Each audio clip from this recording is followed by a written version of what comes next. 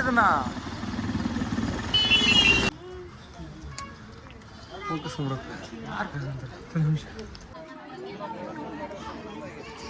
ಭಾರಿ ಬರುತ್ತೆ. ಎಲ್ರಿಗೂ ನಮಸ್ಕಾರ, ಮತ್ತೊಂದು ವಿಡಿಯೋಗೆ ಸ್ವಾಗತ. ಇವತ್ತು ನಾವು ಎಕ್ಸ್ಪ್ರೆಸ್ 210 ಇದೆ, ಆ ಗಾಡಿಯಿಂದ ನಾವೀಗ ಹೋಗೋಣ ಅಂತ ಪ್ಲಾನ್ ಮಾಡಿದ್ದೀವಿ. ಏನು ಅಂತಂದರೆ, ಇವಾಗ ನಮ್ಮ ಹುಡುಗ ಬಂದ ಇಂದಿರಾ ಕ್ಯಾಂಟೀನಲ್ಲಿ ಊಟ ಮಾಡ್ಕೊಂಡು ಸೀದಾ ಅಲ್ಲಿಂದ ಪೆಟ್ರೋಲ್ ಹಾಕ್ಸ್ಕೊಂಡು ಇವಾಗ ನಾವು ರೈಡ್ನ ಸ್ಟಾರ್ಟ್ ಮಾಡಿದ್ದೀವಿ.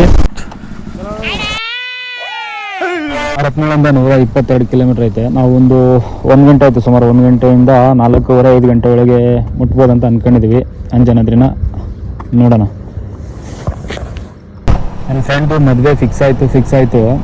ಅಲ್ಲಿಂದ ಬರೀ ದೇವಸ್ಥಾನಕ್ಕೆ ಕರ್ಕೊಂಡು ಹೋಗ್ತಿದ್ದಾನೆ. ಅದು ಏನಕ್ಕೆ ಅಂತಂದರೆ ಗೊತ್ತಿಲ್ಲ. ನಾನು ಅಂದ್ಕೊಂಡ ಪ್ರಕಾರ ಮದುವೆ ಚೆನ್ನಾಗಿ ಆಗಲಿ ಅಂತನೋ ಅಥವಾ ಮದುವೆ ಆದಮೇಲೆ ಮಕ್ಕಳು ಬೇಗ ಆಗಲಿ ಅಂತನೋ ಅದೇನೋ ಗೊತ್ತಿಲ್ಲ.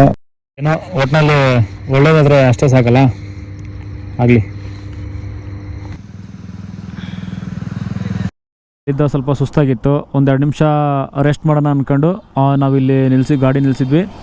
ಇವಾಗ ಏನಿಲ್ಲ, ಮತ್ತೆ ಜರ್ನಿ ಸ್ಟಾರ್ಟ್ ಮಾಡ್ತಾಯಿದ್ವಿ. ಈ ಥರ ನೇಚರ್ನ ನೋಡೋಕ್ಕೆ ಸ್ವಲ್ಪ ದೂರ ಬರಲೇಬೇಕು. ಫುಲ್ ಈ ಕಡೆಗೂ ಗ್ರೀನ್ ಇದೆ, ಈ ಕಡೆಗೂ ಫುಲ್ ಗ್ರೀನ್ ಇದೆ. ಇಲ್ಲೆಲ್ಲ ಭತ್ತ ಜಾಸ್ತಿ, ಕೊಪ್ಪಳ ಡಿಸ್ಟಿಕ್ ಅಂದರೆ ಜಾಸ್ತಿ ಭತ್ತ ಎಲ್ಲ ಬೆಳೀತಾರೆ.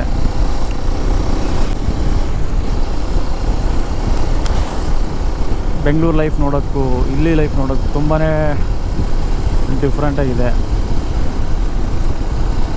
ಅಲ್ಲಿ ಆ ಪೊಲ್ಯೂಷನ್ನು, ಆ ಡಸ್ಟು, ಆ ಸೌಂಡು ತಲೆ ಕೆಟ್ಟೋಗಿರುತ್ತೆ. ಬೆಂಗಳೂರಲ್ಲಿ ಯಾರೇ ಡ್ಯೂಟಿ ಮಾಡೋಕ್ಕೆ ಹೋದರೂ ಕೂಡ ಅಲ್ಲಿಂದ ವಾಪಸ್ ರಿಟರ್ನ್ ಊರಿಗೆ ಬಂದರೆ ಒಂದು ಸ್ವಲ್ಪ ನೆಮ್ಮದಿಯಾಗಿ ಈ ಥರ ನೇಚರ್ನ ನೋಡ್ಕೊಂಡು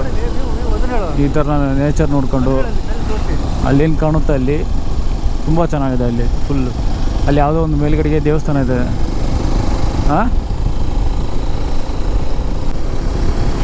ಅಲ್ಲಿ ನೋಡಿದ್ರೆ ಬೆಟ್ಟ ಗುಡ್ಡಗಳು, ಕಲ್ಲು ಬಂಡೆ, ಇಲ್ಲಿ ಕಲ್ಲು ಬಂಡೆ, ಎತ್ತ ನೋಡಿದರತ್ತ ಬರೀ ಹಸಿರು. ಮತ್ತೆ 1-2 ದಿನ ಇಲ್ಲೆಲ್ಲ ನೆಮ್ಮದಿಯಾಗಿ ಈ ಥರ ಇದನ್ನೆಲ್ಲ ಫೀಲ್ ಮಾಡ್ಕೊಂಡು ಮತ್ತೆ ರಿಟರ್ನ್ ಡ್ಯೂಟಿಗೆ.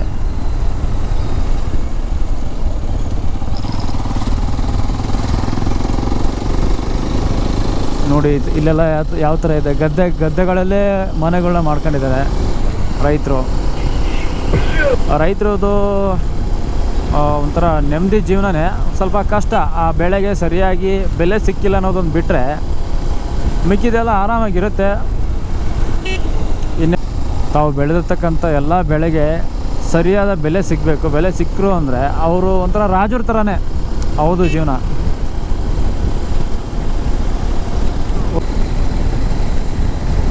ನಾವಿಲ್ಲಿಂದ ಇನ್ನೇನು ಒಂದು 13 ಕಿಲೋಮೀಟರ್ಸನ್ನ ಇರಬೇಕಷ್ಟೇ ಅಂಜನಾದ್ರಿ.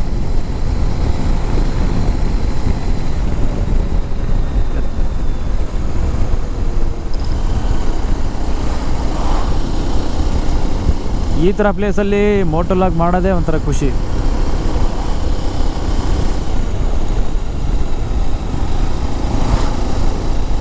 ಇಲ್ಲೇನು ಕಾಣ್ತಾ ಇದೆ, ಎಷ್ಟು ಸಖತ್ತಾಗಿದೆ ಅಂತಂದರೆ ತುಂಬಾ ಚೆನ್ನಾಗಿದೆ ಪ್ಲೇಸ್ಗಳು. ಅಂಥ ಪ್ಲೇಸಲ್ಲೂ ಯಾರೋ ಅಲ್ಲಿ ಹೆಸರನ್ನ ಬರೆದಿದ್ದಾರೆ ವೈಟ್ ಕಲರ್ ಪೇಂಟಲ್ಲಿ.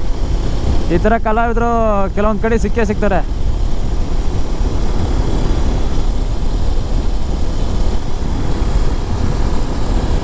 ಈ ಕಡೆಗೂ ಕಲ್ಬಂಡೆ, ಇಲ್ಲೂ ಅದೇ. ಮಧ್ಯೆ ಇಲ್ಲಿ ಈ ಥರ ಎಲ್ಲ ಭತ್ತದ ಗದ್ದೆ.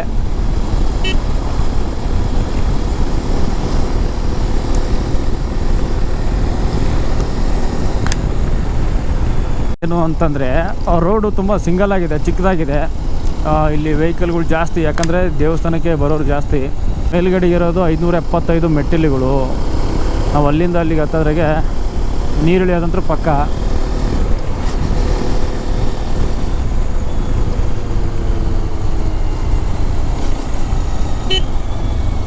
ಅದರಲ್ಲೂ ಸನ್ಸೆಟ್ ತುಂಬ ಚೆನ್ನಾಗಿ ಕಾಣುತ್ತಂತೆ ಇಲ್ಲಿ.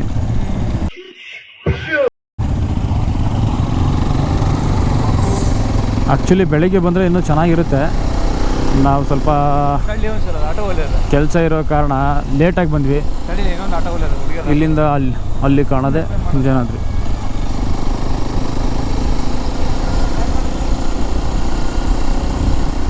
ಏನು ಬಂದೇ ಬಿಡ್ತು, ಜಸ್ಟ್ ಒಂದು 2-3 ಕಿಲೋಮೀಟ್ರನ್ನ ಇರ್ಬೋದು ಅಷ್ಟೇ.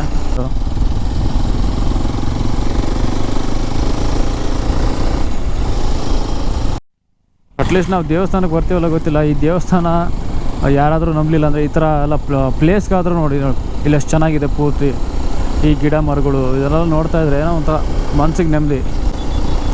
ಇಲ್ಲಿ ಕ್ಲೈಮೇಟೇ ಒಂಥರ ಚೆನ್ನಾಗಿದೆ, ಒಂಥರ ಅಂದರೆ ಬಿಸಿಲು ಜಾಸ್ತಿ ಆದರೂ ಕೂಡ ಚೆನ್ನಾಗಿದೆ. ಕಲ್ಲು ಬಂಡೆಗಳ ರಾಶಿಯಿಂದ ಆಗಿರೋ ಬೆಟ್ಟ, ಇಲ್ಲೇನೋ ಒಂಥರ ವಿಶೇಷತೆ ಇದೆ.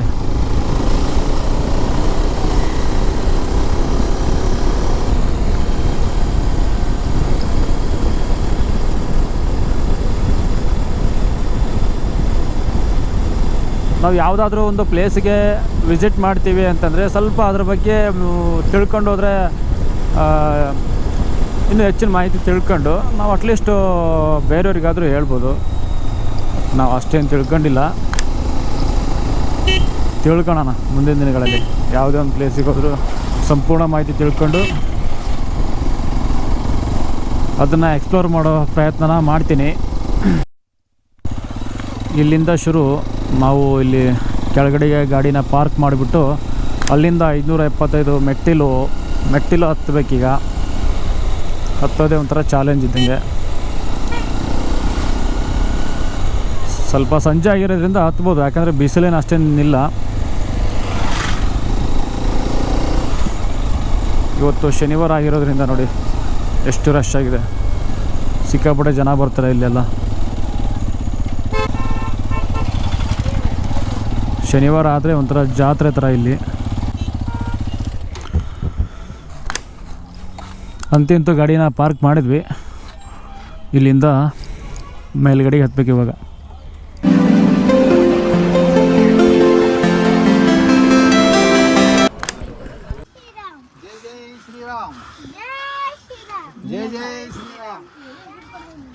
ನಮ್ಮ ಹುಡುಗ ಅಜ್ಜನ ಫಾಲೋ ಮಾಡ್ಕೊಂಡು ಹೋಗ್ತಾನೆ ಇದ್ದಾನೆ, ಆದರೆ ಅಜ್ಜ ಕೈಗೆ ಸಿಗ್ತಿಲ್ಲ. ಅವ್ರು ಹೇಗಬೇಕಾಗ ಎನರ್ಜಿ ಆಗಿ ಹೋಗ್ತಿದ್ದಾರೆ, ಇವನ ಕೈಲೇ ಹಾಕಿಲ್ಲ. ನಾನು ಅದನ್ನು ಆಗ್ಲಿಂದನೇ ನೋಡ್ತಾ ಇದ್ದೀನಿ. ನಾವು ಆರಾಮಾಗಿ ಬಂದರೂ ಕೂಡ ಒಂದು 40-45 ನಿಮಿಷದೊಳಗಡೆ ಆರಾಮಾಗಿ ಹತ್ಬೋದು. ನೋಡಿ ಹೇಗಿದೆ ಇಲ್ಲೆಲ್ಲ, ಎಷ್ಟು ಸಖತ್ತಾಗಿದೆ.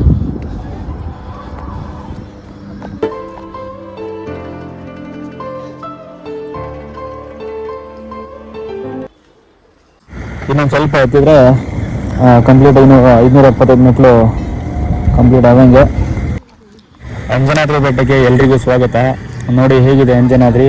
ಈ ಅಂಜನಾದ್ರಿ ಬೆಟ್ಟನ ಅಂಜನಾದೇವಿಯ ಹೆಸರಲ್ಲಿ ಕರೀತಾರೆ. ಏನಕ್ಕೆ ಅಂತಂದರೆ ಇದು ರಾಮಾಯಣದಲ್ಲಿ ಕಿಷ್ಕಿಂಧೆ ಅಂತ ಕರೀತಾರೆ.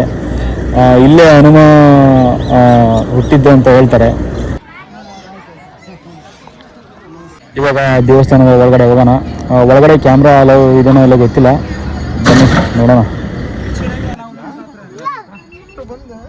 ನೋಡಿ ಹೇಗಿದೆ, ಸುತ್ತಲೂ ಕಲ್ಲುಗಳ ರಾಶಿ, ತುಂಗಭದ್ರಾ ತಟದಲ್ಲಿ ಅಂಜನಾದ್ರಿ ಪರ್ವತ. ಇಲ್ಲಿಂದ ನಿಂತು ನೋಡಿದರೆ ಹಂಪಿಯ ದೇವಸ್ಥಾನ ಎಲ್ಲವೂ ಆಲ್ಮೋಸ್ಟ್ ಎಲ್ಲ ಕಾಣುತ್ತೆ. ತುಂಬಾ ಚೆನ್ನಾಗಿದೆ. ದೇವಸ್ಥಾನದ ಒಳಗಡೆ ಕ್ಯಾಮ್ರಾ ಅಲೋವಿಲ್ಲಂತೆ. ನಾವಿವಾಗ ದೇವರ ದರ್ಶನ ಮಾಡ್ಕೊಂಡು ಸಿಗೋಣ. ಫೈನಲಿ ನಾವು ಅನ್ಕೊಂಡ್ರ ಡೆಸ್ಟಿನಿ ಕಂಪ್ಲೀಟ್ ಆಯಿತು. ಈಗ ಆಂಜನೇಯ ದೇವರ ದರ್ಶನ ಮಾಡ್ಕೊಂಡು ಔಟ್ಸೈಡೆಲ್ಲ ಇಲ್ಲೆಲ್ಲ ನೀವೇನು ನೋಡ್ತಾ ಇದ್ರೆ ಈ ಥರ ಎಲ್ಲ ಫೋಟೋಸು, ಆಮೇಲೆ ಈ ಥರ ಪ್ಲೇಸ್ಗಳಲ್ಲಿ ಮಾಮೂಲಿ ಎಲ್ಲ ಫೋಟೋಶೂಟ್ ನಡೀತಾನೆ ಇರ್ತೈತೆ ಇಲ್ಲಿ. ಅವ್ನು ನಮ್ಮ ಪೆದ್ದ ಏನಪ್ಪ ಈಗ ನಿಮ್ಮ ಕತೆ. ಓಕೆ, ಎಲ್ಲೇ ಸಿಕ್ಕರು ಫಸ್ಟ್ ಅಲ್ಲಿ ನಿಂತ್ಕೊಂಡು ಒಂದು 5 ನಿಮಿಷ ಇದನ್ನು ಯೋಚನೆ ಮಾಡ್ತಾನೆ, ನೆಕ್ಸ್ಟ್ ಯಾವಾಗ ಇಲ್ಲಿ ಪ್ಲ್ಯಾನ್ ಮಾಡೋಣ ಅಂತ. ಅಂದರೆ ಅರ್ಥ ಆಯ್ತು ಅನ್ಸುತ್ತೆ. ಅಲ್ಲಿ ವಿಡಿಯೋ ಮಾಡೋಕ್ಕೆ, ಅಲ್ಲೇನಾದರೂ ಹಾವು ಏನಾದರೂ ಬೇರೆ ನಂಬೇಡಿ ಎಲ್ಲ ಶುದ್ಧ ಸುಳ್ಳು, ನಂಬೇಡಿ. ದೇವರಣಗೂ ಏನ್ ಅನ್ಕೊಂಡಿದ್ದೀನಿ ನೀನು ನನ್ನ? ದೇವ್ರ ದರ್ಶನ ಆಯಿತು. ನಿಜ ಅವ್ನು ಹೇಳ್ತಿರೋದೆಲ್ಲ ನಿಜ. ಮಾಡ್ಕೊಂಡು ಯಾರ್ಯಾರು ಬಂದಿಲ್ಲ ಅಂಜನಾದ್ರಿ ಬೆಟ್ಟಕ್ಕೆ ನೀವು ಬನ್ನಿ, ತುಂಬ ಚೆನ್ನಾಗಿದೆ. ಅದರಲ್ಲಿ ಸಂಜೆ ಒಂದು 4:30-5 ಗಂಟೆಗಾದರೆ ಇಲ್ಲಿ ಫೋಟೋಶೂಟ್ ಅಂತೂ ಸಖತ್ತಾಗಿ ಬರುತ್ತೆ. ಫೋಟೋ ಸಖತ್ತಾಗಿ ತೆಗಿಬೋದು, ಯಾಕಂದರೆ ಆ ಥರ ಬರುತ್ತೆ, ಸನ್ಸೆಟ್ ಆಗ್ತಿರುತ್ತೆ. ಮತ್ತು ನೆಕ್ಸ್ಟ್ ಮುಂದಿನ ವಿಡಿಯೋದಲ್ಲಿ ಸಿಗೋಣ. ಓಕೆ, ಬಾಯ್.